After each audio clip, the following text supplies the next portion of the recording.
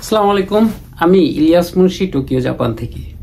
তো এখন আমি আসি হলো আমার রেওয়া কর্পোরেশনের অফিসে। এটা সাগামিহারা আমার এই বিল্ডিং এর অফিসে আর কি। তো আমি আপনাদেরকে একটা ভিডিও একটা ইয়ে থেকে একটু কিছু কথা শোনাচ্ছি। শোনার পরে তারপরে আমি কথা বলতেছি আর কি। এটা দেখানো যাবে না, তার কারণ হলো তাহলে কপিরাইটের আবার একটা সম্ভাবনা থাকবে। তো শুনেন, এটা আল্লাহ তাআলা সমস্ত বদমাইশদেরকে এক জায়গাতে জড়ো করে নাম দিয়েছে আওয়ামী লীগ। কারণ আমি বলেছিলাম এক জায়গাতে স্বাধীনতা দিবসের আলোচনার সময় বলছিলাম যে কোন ভদ্রলোক এবং ভালো লোক আওয়ামী লীগ করে না। এই কথা যখন আমি বলছি, তো কেন এটা এখানে আপনাদেরকে দেখাইলাম, এটা আমি আসছি পরে ফিনিশিং এ। তা আমি প্রথমে যাব হইল আমাদের সেই 1947-এ। আমি আগেও কয়েকবার বলছি এই জিনিসটা, আবারও রিপিট করতেছি আর কি আজকে। সেটা হলো 1947-এ যখন দেশ ভাগ হয়, তার আগে কি হয়েছে না হয়েছে এগুলো আমাদের জাস্ট সারমর্মটা বলতেছি আর কি। দেশ ভাগটা হয়েছিল সম্পূর্ণ ধর্মের উপর ভিত্তি করে, ঠিক আছে। হিন্দু অধ্যুষিত, মুসলিম অধ্যুষিত করতো। মুসলিম অধ্যুষিত বাংলাদেশের এখন যেখানে পূর্ব পাকিস্তান ছিল আর পশ্চিম পাকিস্তান ছিল, ওইখানে আর কাশ্মীর তো তখন আলাদাই ছিল, এবং ওই যে হায়দ্রাবাদ এগুলা তখন আলাদা ছিল আর কি। যাই হোক, পরে এগুলা ভারতের ভিতরে ঢুকছে। তো এটা না কোনো জয় বাংলারে ইস্যু করা হয়েছে, না কোনো জিন্দাবাদরে ইস্যু করা হয়েছে,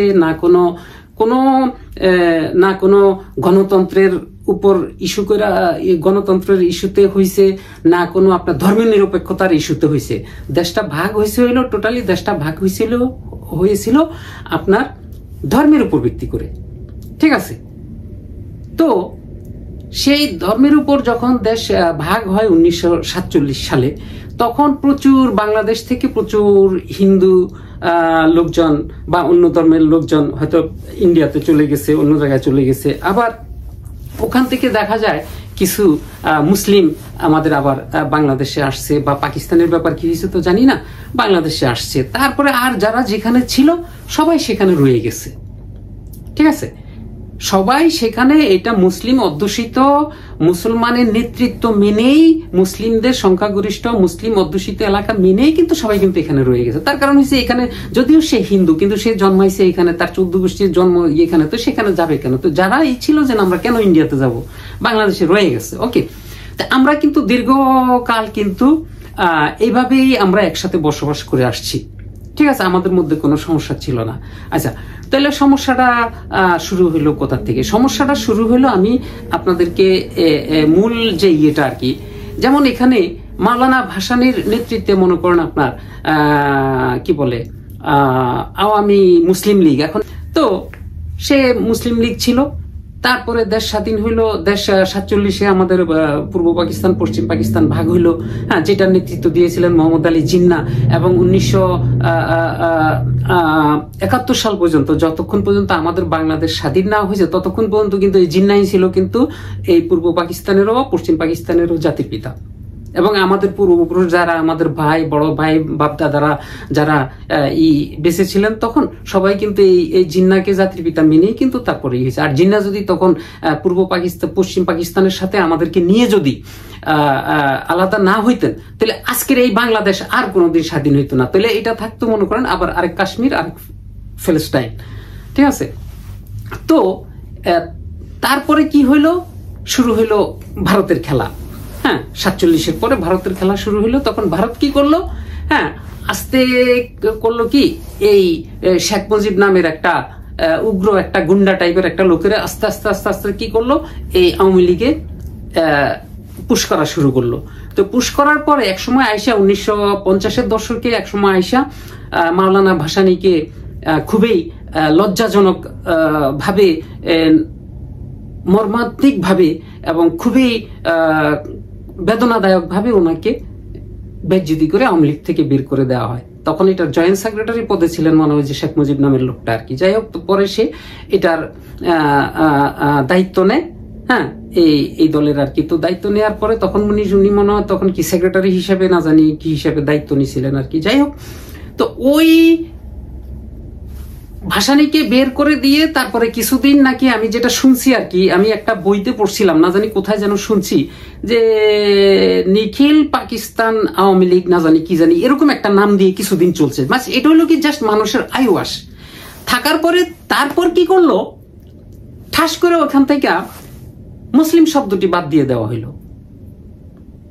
বুঝেন? কিন্তু দেশ ভাগ হইল ধর্মের উপর, মুসলিমের উপর, মুসলমানের উপর ভিত্তি করে।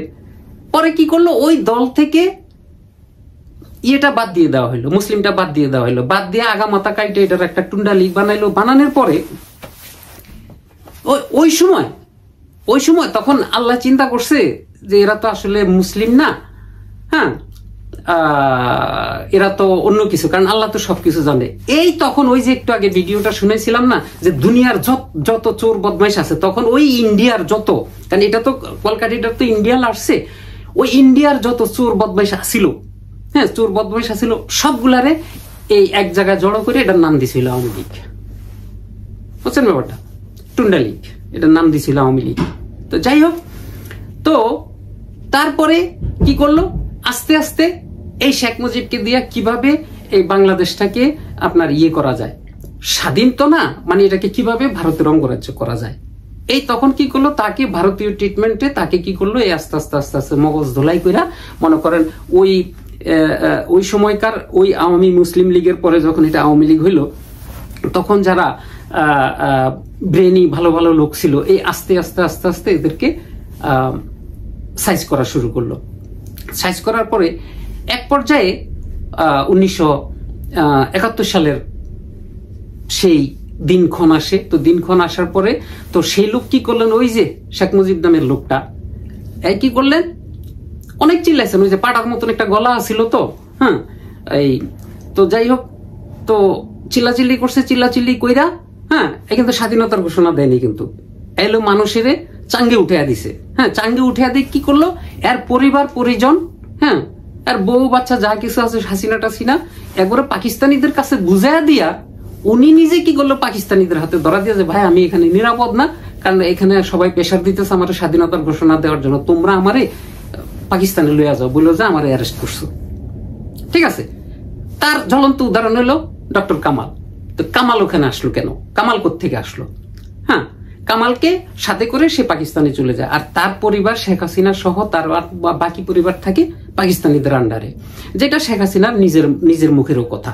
হ্যাঁ যে জয় হয়েছে পাকিস্তানিদের আন্ডারে হসপিটালে, এবং তখন পাকিস্তানিরা বলছে যে আরেক নমরুদ জন্ম হুয়া পায়দা হুয়া, এরকম কি জানি বলছে আর কি। যাই হোক, এটা ওনাদেরই কথা আর কি।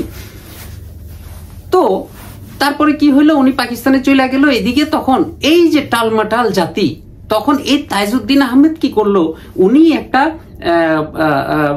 এই সৈয়দ নজরুল ইসলাম, মনসুর আলী, তারপরে হইলো কামরুজ্জামান, ওনারা এই যে চারজন আমাদের জাতীয় নেতা, ওনারা কি করলেন, এক হয়ে তখন ওনারা কি করবে এটা পায় না। এদিকে জিয়াউর রহমান তখন আমাদের যে সর্বাধিনায়ক ছিলেন, আর্মির যে সর্বাধিনায়ক ছিলেন কর্নেল ওসমানী, এমএজি ওসমানী, তো এদিকে এখন ওসমানীও কোনো সিদ্ধান্ত দিতে পারতেছে না, নেতারাও কোনো সিদ্ধান্ত দিতে পারতেছে না।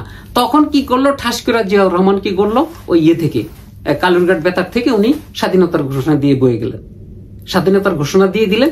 এই তখন মোটামুটি তাইজউদ্দিন সহ ওনারা সবাই, হ্যাঁ একটা পাইলেন আর কি, যে না আমরা এখন মুভ করতে পারি। তখন ওনারা মুজিবনগর সরকার গঠন করলেন, হ্যাঁ ভারতে গেলেন, বিভিন্ন দেন দরবার করে করলেন আর কি। করার পরে দেশ স্বাধীন হইলো। দেশ স্বাধীন হওয়ার পরে উনি যখন পাকিস্তান থেকে প্রথম লন্ডনে যান, এটা সাংবাদিক সিরাজুল আলমের কথা, একটা সাক্ষাৎকার আছে, লন্ডনে যান, লন্ডন থেকে পরে ভারত হইয়া তারপরে উনি বাংলাদেশে আসেন।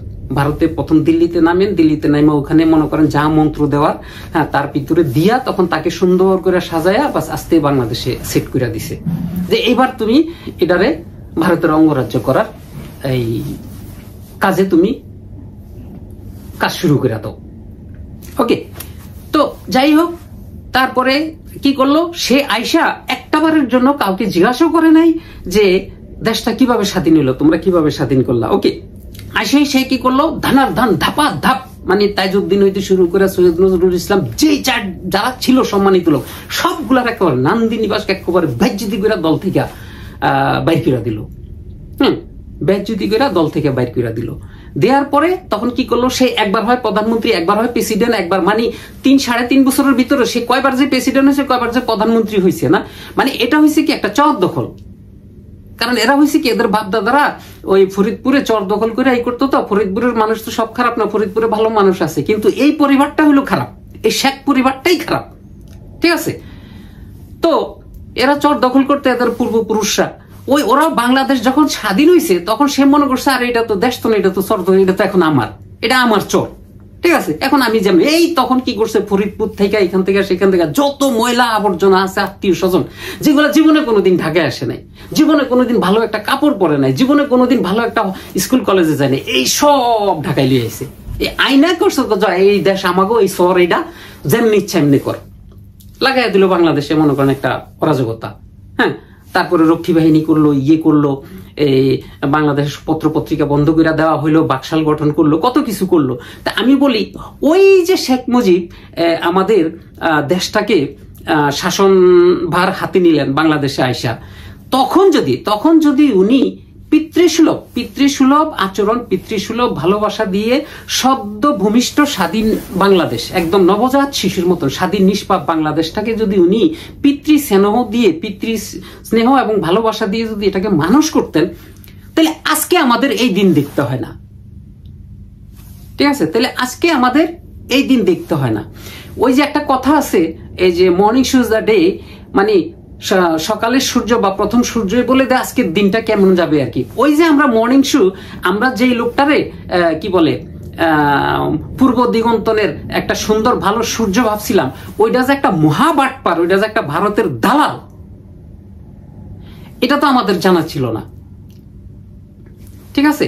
শেখ মুজিব যদি তখন বাংলাদেশটাকে সঠিক নেতৃত্ব দিয়ে, বলিষ্ঠ নেতৃত্ব দিয়ে বাংলাদেশটাকে একটা লাইনের উপর দাঁড় করায় দিতেন, তাহলে আজকের বাংলাদেশটা এমন হইতো না। ওকে, তারপরে 75 আসলো, 75-এর পরে তো তারপরে দুনিয়ার অনেক উলট পালট হইলো, অনেক কিছু হইলো। এইদিকে ভারত কিন্তু তাদের কিন্তু থেমে থাকেনি। ভারতের কি বলে বাংলাদেশের ব্যাপারটা নিয়ে কিন্তু থেমে থাকেনি, মাঝখান দিয়ে ব্যাঘাত ঘটাইছে জিয়াউর রহমান, তারপরে এরশাদ।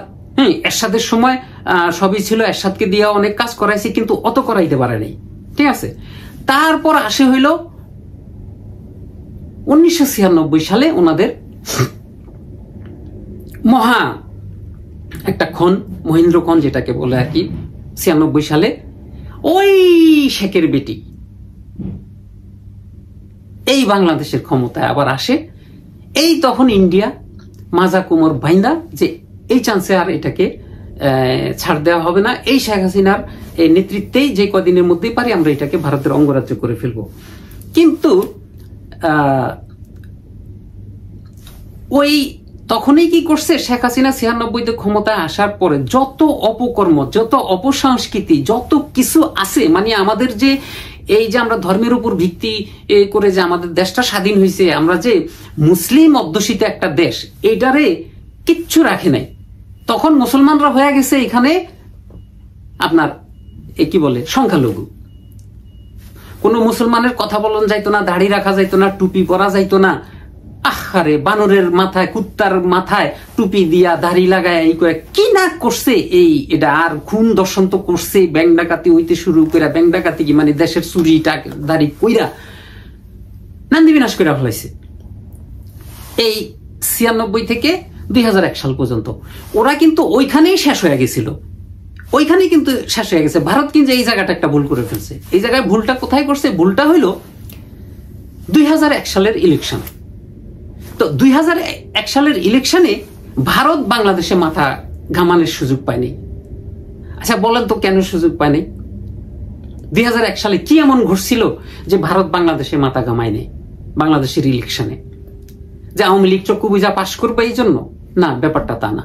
ব্যাপারটা হইল 2001 সালের আমেরিকাতে ওয়ার্ল্ড ট্রেড সেন্টার যে দুর্ঘটনা ঘটছে, ওইটা ওই ওয়ার্ল্ড ট্রেড দুর্ঘটনা, ওইটা দুর্ঘটনা না, ওইটা হলো মেকিং ছিল, এই কি বলে কেস ছিল আর কি। ওইটা ইসরায়েলিরা এবং আমেরিকার সিআইএ FBI এরা মিলায়া ওই কাজটা করাইছে আর কি। ওইটার আবার একটা ইতিহাস আছে, ওই একদিন যদি সময় পাই আর কি, আসলে মনেই তো থাকে না। ওয়ার্ল্ড ট্রেড সেন্টারের একটা গল্প বলবো, গল্প না, ওইটার ইতিহাস আর কি, কোত্থেকে কেন ভাঙলো ওইটারে ওরা নিজেরা। যাই হোক, তখন কি করলো, ওইটাকে ভেঙে তার কিছুদিন আগে আপনারা জানেন যে 1998 সালে ইন্ডিয়া পাকিস্তান একসাথে তারা পারমাণবিক বোমা পরীক্ষা চালায়, ঠিক আছে। ওই পরীক্ষাটাই পাকিস্তানের জন্য কাল হয়ে দাঁড়াইছিল, ঠিক আছে। এবং দেখেন দেশপ্রেম কাকে বলে। ওই সময় নওয়াজ শরীফ ক্ষমতায় এসে বেনজিরকে সে লন্ডনে নির্বাসনে পাঠায় দেয়। দেখেন কিন্তু নওয়াজ শরীফ যে ইন্ডিয়া পারমাণবিক বোমা পরীক্ষা চালাইলো, তখন নওয়াজ শরীফ দিশাহারা, কি করবে। কিন্তু তার সাথে একটা জাদ্রেল একটা জেনারেল ছিল পারভেজ মোশাররফ বলল যে হ্যাঁ আমরাও পরীক্ষা চালাবো। তারপরও রাজনৈতিক একটা ইতো দরকার। ওই মুহূর্তে বেনজির ভুট্টো ইংল্যান্ডে বসে কি বলছিলেন জানেন, নওয়াজ শরীফকে বলছিলেন যে দেখো, তোমার সাথে আমার সাথে যা আছে এগুলো হলো আমাদের রাজনৈতিক দ্বন্দ্ব, ঠিক আছে, কিন্তু দেশের স্বার্থে এখানে কোনো রাজনীতি আসবে না, আমি আসি তোমার সাথে, তুমি পারমাণবিক বোমা পরীক্ষা চালাও। এইটা কি আমাদের এই যে কুত্তার বাচ্চা আওয়ামী লীগের এই যে শেখের বেটি মইরা গেল, ওদের মুখ দিয়ে এই কথাগুলো আসবে না।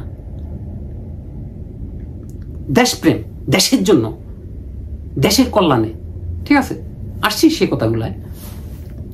তখন পাকিস্তান এই পারমাণবিক বোমা পরীক্ষা চালানোর পরে এই তখন ইসরায়েল এবং আমেরিকার মাথা গরম হয়ে গেছে, আরে মুসলমানদের হাতে পারমাণবিক বোমা। তখন তারা ওই টুইন টাওয়ারটা ভাঙছিল মূলত আল কায়দার ইস্যু কইরা। তখন আল কায়দা হয়েছে কি, আফগানিস্তানে আল কায়দার চলতেছে, ওই আল কায়দারা ওরাই তৈরি করছে। যাই হোক, করার পরে ইস্যুটা ছিল এরকম যে টুইন টাওয়ার ভাঙার পরে সব দোষ আল কায়দার উপর দিয়া, তখন পাকিস্তানেও কিন্তু বেশ টালমাটাল অবস্থা আর কি, যে মুসলমানদের হাতে, পাকিস্তানের হাতে পারমাণবিক বোমা নিরাপদ না, কারণ যে কোনো সময় এটা আল কায়দার হাতে চলে যাবে, অতএব এটাকে নিয়ে জাতিসংঘের আন্ডারে নিরাপদ কোনো এক জায়গায় রাখা হবে। এইটাই ছিল মূল ইস্যু। আর ইন্ডিয়া কি করছে, ওইটাকে গলা চাইবা পাকিস্তানকে ধরার জন্য তারা কি করছে, তাদের এই যে আমাদের বাংলাদেশে তাদের যত এই যে ছিল আপনার কি কয় যত যা কিছু আছিল সব লইয়া গেছে পাকিস্তান বর্ডারে, পাকিস্তানের উপরে যায় সব নিয়োগ করে দিয়ে, যে বাংলাদেশ ছোট্ট একটা, এটা যে কোনো সময় আবার ধরতে পারম গলা চিপা দিয়া, ঠিক আছে, সব লইয়া গেছে পাকিস্তানের পারমাণবিক বোমাটাকে আমেরিকার সাথে তাল মিলে আর কি না। তো ওই চান্সে ক্ষমতায় বিএনপি চলে আসে, ঠিক আছে। ওই জায়গাটায় ভারত একটা মহাভুল করে ফেলাইলো, ঠিক আছে। আর আমাদেরও কপাল ভালো, তখন আমরা 5 বছরের জন্য বাইসে গেলাম, ঠিক আছে। বিএনপি ক্ষমতায় আসলো। তো বিএনপির ক্ষমতায় আসার পরে 91 থেকে 96 পর্যন্ত যে বিএনপি ছিল, 2001 সাল থেকে 2006 সালের বিএনপি আবার একদম সম্পূর্ণ আলাদা একটা বিএনপি ছিল। এগুলা নিয়ে আলোচনা করলে দিন রাত করলেও কোনো হবে না, এই আপনার কি বলে কথা বলে শেষ করা যাবে না। তো যাই হোক, পরে আসার পরে তখন তারা কি করলো, 96 যে ইস্যুটা আসছিল, নির্বাচনী ইস্যু, তত্ত্বাবধায়ক সরকার ইস্যু, এগুলো সবকিছু বিএনপির ভুলের কারণে, জামাত ইসলামের লোভের কারণে হয়েছে, ঠিক আছে। জামাত ইসলামের লোভ আর বিএনপির হইল ভুল। যাই হোক, তো এই শেখ হাসিনারা আবার ক্ষমতায় আনে, বুঝলেন, কিন্তু শেখ হাসিনারে আবার ক্ষমতা নেই। এই শেখ হাসিনারে ক্ষমতায় আসার পরে তখন সে একদম পার্মানেন্টলি ইন্ডিয়া, যে এবার আমরা করবই, যার জ্বলন্ত প্রমাণ হইল পুরা বাংলাদেশটাকে ইন্ডিয়ার কাছে ইজারা দিয়া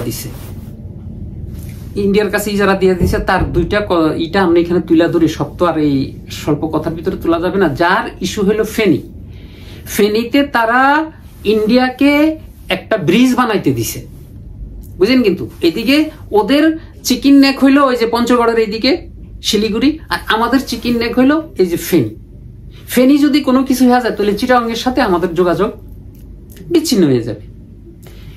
ওইটা কত ব্রিজ করতে দিছে এবং নরেন্দ্র মোদী স্বয়ং নিজে আইসা ওই ব্রিজটা উদ্বোধন করছে।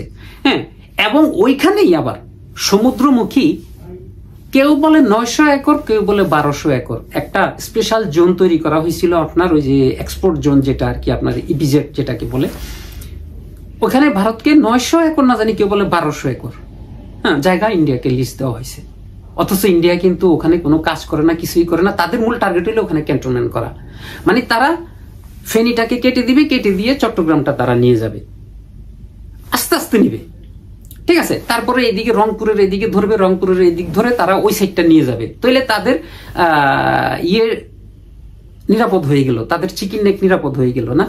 আর এই কাজগুলা শেখ হাসিনা জেনে বুঝে স্বেচ্ছায় সজ্ঞানে এই কাজগুলা করছে, মানে পুরা বাংলাদেশটাকে। যারা আমি আপনাদেরকে বলি ওই যে মতিউর রহমান রেন্টুর ওই যে বলছিলাম না, আপনারা শুধু ওই মতিউর রহমানের আমার ফাঁসি চাই বইটার পুরা বই পড়ার দরকার না, শুধু উপসংহার একদম লাস্টের পেজে গেলে পাইবেন উপসংহার, ওই উপসংহারটুকু পড়বেন।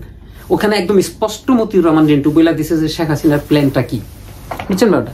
সরি আমি কফি খাই। পরে এখন এই যে ভারত যে ইস্যুটা করলো, তারপরে কি করলো শেখ হাসিনারে দিয়া, তখন এই 2096 সালে যখন আসলো তখন কি করলো, হিন্দু মুসলিম বৌদ্ধ খ্রিস্টানের একটা সংগঠন করলো। সংগঠন কইরা সারা বাংলাদেশে এইটারে দিয়া খুব একটা মহড়া চালাইলো, ই করলো কইরা যখন এটা একটা লাইমলাইটে চলে আসলো, আসলে কি করলো মুসলমান ঘরে পাছায় লাথি দিয়া দিল, দিয়া মুসলমান ঘরে কাইটা দিয়া তখন এটা গেছে হিন্দু বৌদ্ধ খ্রিস্টান সংগঠন হয়ে গেছে।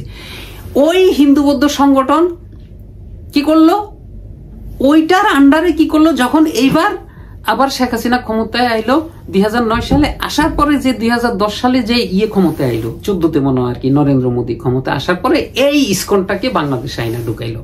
তাহলে কি হইলো, হিন্দু বৌদ্ধ খ্রিস্টান এবং ইসকন, ঠিক আছে, এবং আওয়ামী লীগ, এই তিনটা হইলো মামতো ভাই, ফুয়াতো ভাই, খালাতো ভাই, ঠিক আছে। হ্যাঁ, একে অপরের পরিপক্ষ, এগুলার ধর্ম এক, সবকিছু এক, কর্ম এক। হ্যাঁ, তো যাই হোক,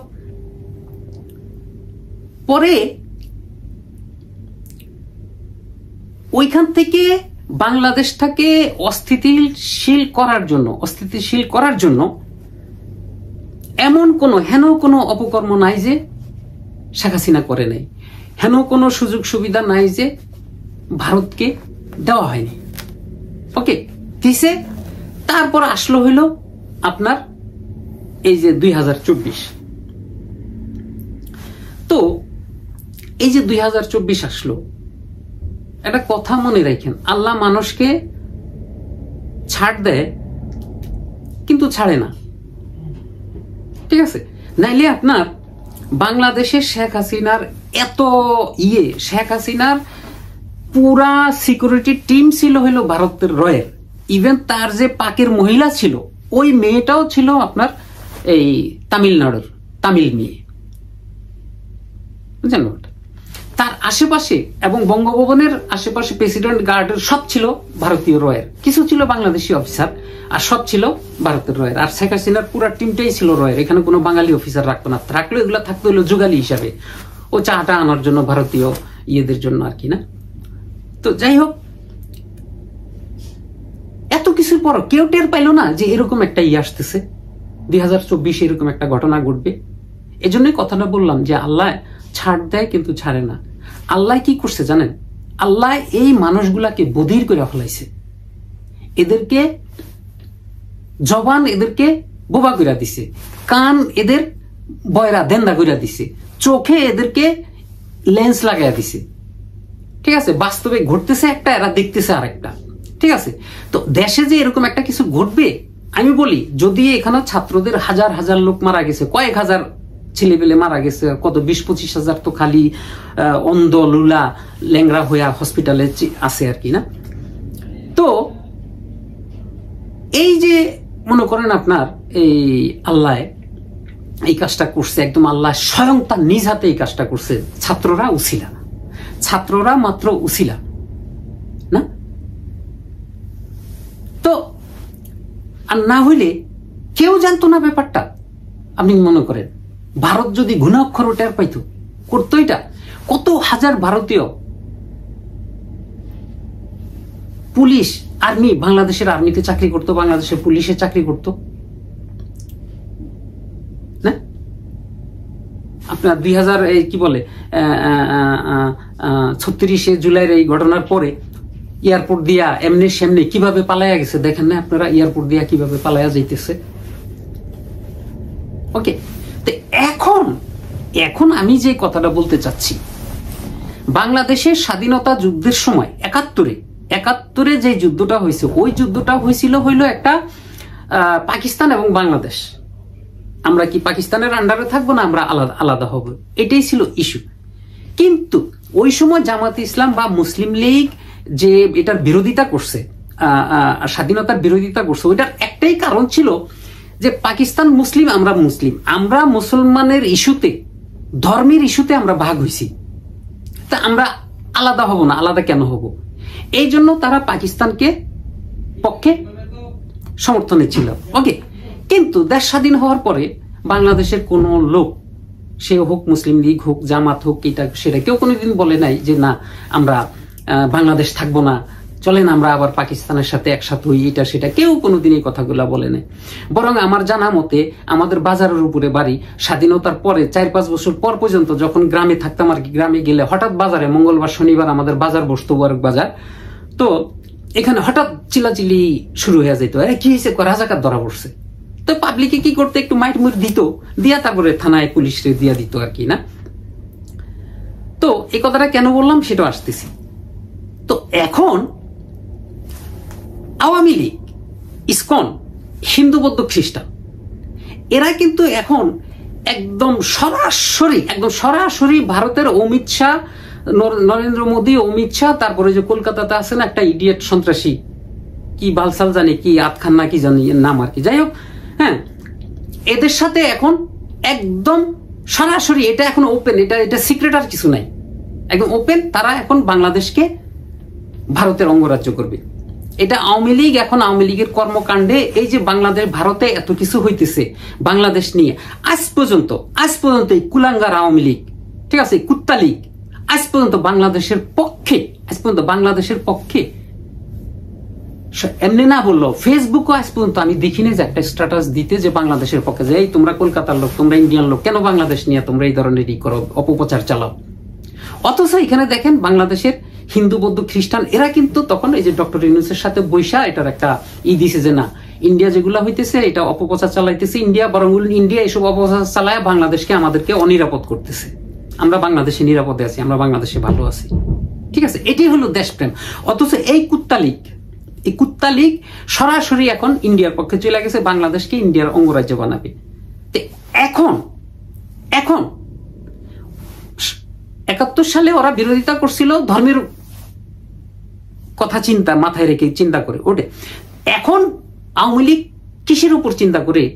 দেশকে ইন্ডিয়ার অঙ্গরাজ্য বানানোর জন্য ইন্ডিয়ার সাথে গাঁটছড়া দিয়ে নামছে। তাহলে কোনটা অপরাধ বেশি? কি একটা দেশ স্বাধীন হওয়ার সময় এটা বিরোধিতা করা, নাকি স্বাধীন একটা দেশকে আরেকটা দেশের কাছে দিয়ে দেওয়া? কোনটা অপরাধ বেশি? আপনারা চিন্তা করেন, আপনার আর আমার করার কি? দেখেন, আমাদের ডক্টর ইউনূস দেখবো, ওই জেনারেল ওয়াকার দেখবো, ওই শেখ হাসিনা দেখবো, খালেদা জিয়া দেখবো, এটা দেখার আমাদের সময় নেই। আমাদের দেশের প্রতিটা নাগরিকের অধিকার আছে এখন দেশ রক্ষার্থে মাঠে নামা। 71-এর রাজাকারদেরকে যেভাবে কুত্তা পিটানি দেওয়া হয়েছে, এই ভারতীয় এখন যারা দেশের বিরোধী, এই বাংলাদেশকে অঙ্গরাজ্য, ভারতের অঙ্গরাজ্য বানানোর জন্য চিন্তা ভাবনা করতেছে, সেই পিটানিটা এখন এদেরকে দিতে হবে। আমাদের দেশের স্বাধীনতা, সার্বভৌমত্ব রক্ষার স্বার্থে এই আওয়ামী লীগ, ইসকন, হিন্দু বৌদ্ধ ঐক্য জোটের যেসব নেতারা, হিন্দু বৌদ্ধ খ্রিস্টান মানুষ, এরা কিন্তু ভালো মানুষ, ঠিক আছে, এদেরকে যে ব্যবহার করতেছে নেতাগুলা, এগুলারে চিহ্নিত করে ইসকনকে তো একদম টোটালি হিন্দু বৌদ্ধ খ্রিস্টান এই সংগঠনই বাংলাদেশে থাকতে পারবে না, এগুলাকে বন্ধ করতে হবে, সরকারের কাছে আবেদন।